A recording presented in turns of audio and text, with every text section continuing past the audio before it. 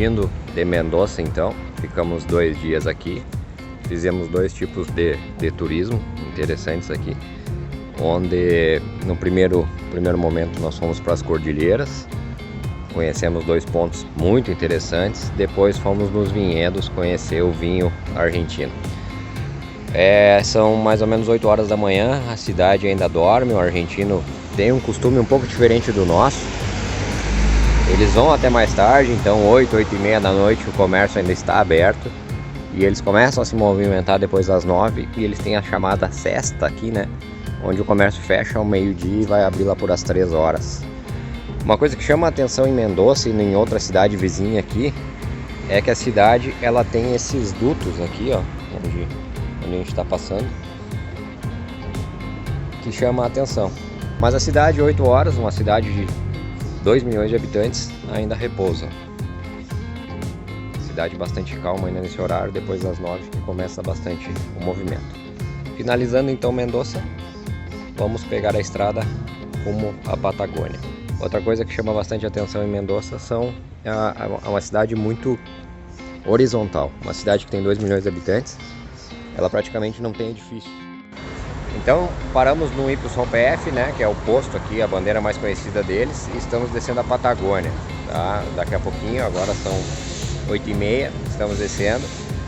E não sabemos exatamente o que iremos encontrar na estrada. Dizem que às vezes tem posto de combustível que não possui combustível. Então por precaução estamos com o tanque cheio e mais um galãozinho de 5 litros aí. Podem ver que a gasolina deles tem uma cor muito diferente da nossa no Brasil, né? É isso aí então, pegando a estrada e que Deus nos acompanhe.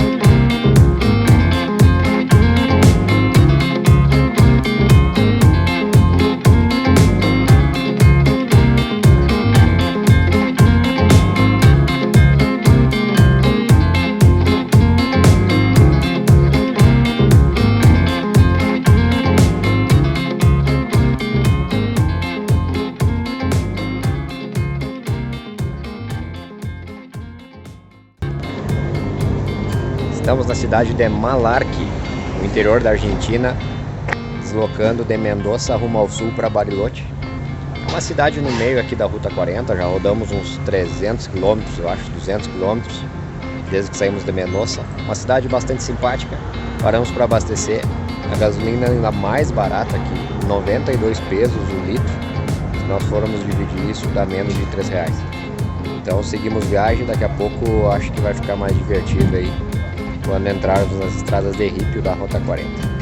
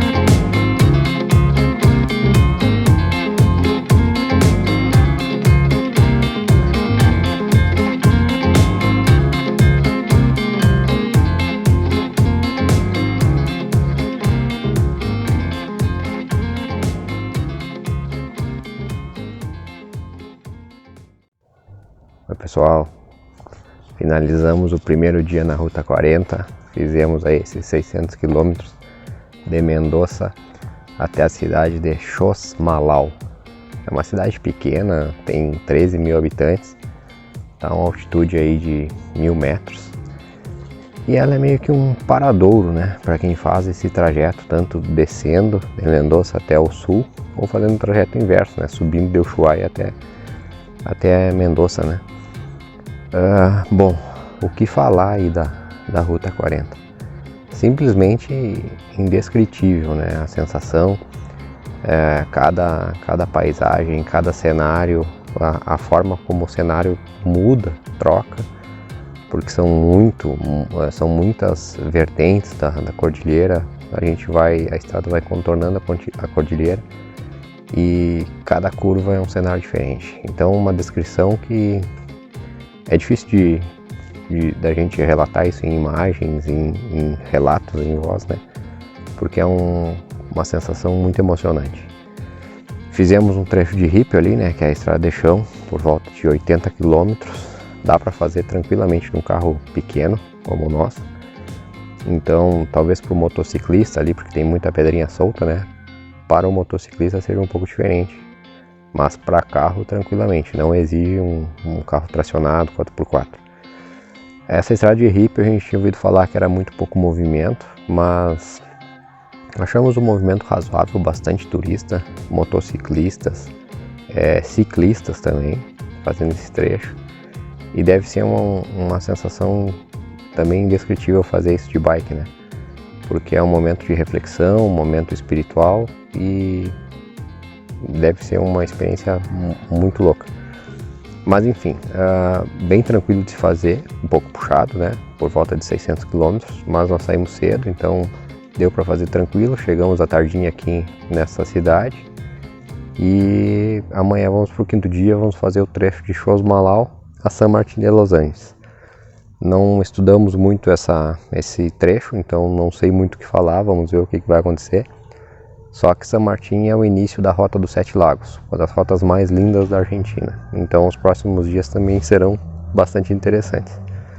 Basicamente é isso, vamos fazer uma comida, descansar e amanhã é outro dia. Um abração. Fala pessoal, tranquilo? Fazendo uma caminhadinha na nossa cidade, né? Obviamente que já voltamos, mas o vídeo basicamente é para complementar o vídeo de Mendoza ali, porque como eu falei no vídeo anterior, né? No momento que nós estamos lá e somos amadores, fizemos vídeos por prazer, na verdade, né? A gente não segue muito roteiro, acaba esquecendo muita coisa e tal, e colocamos informações que daqui a pouco ficam incompletas, né? Então, para falar de Mendoza, a questão daquelas canaletas, né? Daqueles dutos que tem na cidade, aquilo ali serve para escoar a água do degelo. Então Mendoza está no pé da Cordilheira dos Andes, né? Então tem muita neve lá. E na época de outubro ali, setembro, final de outubro na verdade, começa as montanhas a derreterem o gelo, né? E essa água começa a escorrer. Então Mendoza foi projetada, tanto Mendoza como outras cidades da volta, foram projetadas para escoar essa água, aproveitar essa água do degelo, tanto para suas plantações, né, para as lavouras lá e parreirais, tem muita uva, quanto para o próprio consumo. Então essa água ela é aproveitada pela cidade. É uma cidade ali de 2 milhões de habitantes. Tem algumas cidades na volta ali que todas vivem em função do vinho e tal. Então é um sistema bastante interessante. Pena que nós fomos numa época que não conseguimos ver, mas deve ser legal essa água correndo pela cidade ali em função do degelo. Referente à situação, referente à questão ali da gente comentar que Mendoza é uma cidade horizontal, uma cidade que tem uma população aí de 2 milhões de habitantes. Se nós formos comparar uma cidade maior que a nossa capital aqui, que é Porto Alegre, e ela ocupa uma área territorial bem maior que Porto Alegre, pelo fato dela não ter edifícios, não ter prédios. E isso chamou muita atenção da gente lá, né? Então nós pegamos um Uber lá na noite lá e perguntamos por que é uma cidade que não tinha prédio e tal. E o motorista do Uber falou que era referente aos abalos sísmicos, né? Que tem muitos terremotos que muitas vezes não são sentidos pelas pessoas, mas que acabam abalando as estruturas dos prédios. Então eles acabaram projetando a cidade e evitam fazer prédios altos, né? Então uma cidade muito plana e bastante horizontal. Depois, chegando em casa, nós acabamos pesquisando e realmente Mendoza era uma cidade que no século XIX, início do século XIX, era uma vila e teve um terremoto que foi considerado o maior terremoto na Argentina da história. E esse terremoto praticamente destruiu aquela vila lá de Mendoza. Na época, se não me engano, tinha 12 mil habitantes. E a partir dali eles partiram para a reconstrução da cidade, né? E aí começaram a criar uma cidade planejada. Que aí vieram esses dutos para reaproveitamento de água, essas canaletas. E também começaram a planejar a cidade para que não tivessem prédios muito grandes. Que aí o sinistro, né, quando tivesse terremoto, seria bem menor. Muito interessante, uma cidade de 2 milhões planejada, coisa que às vezes a gente não costuma ver muito por aqui, né? Um outro fato que chama a atenção, bastante curioso na Argentina, que eu também não fazia ideia disso, é a religiosidade do povo argentino.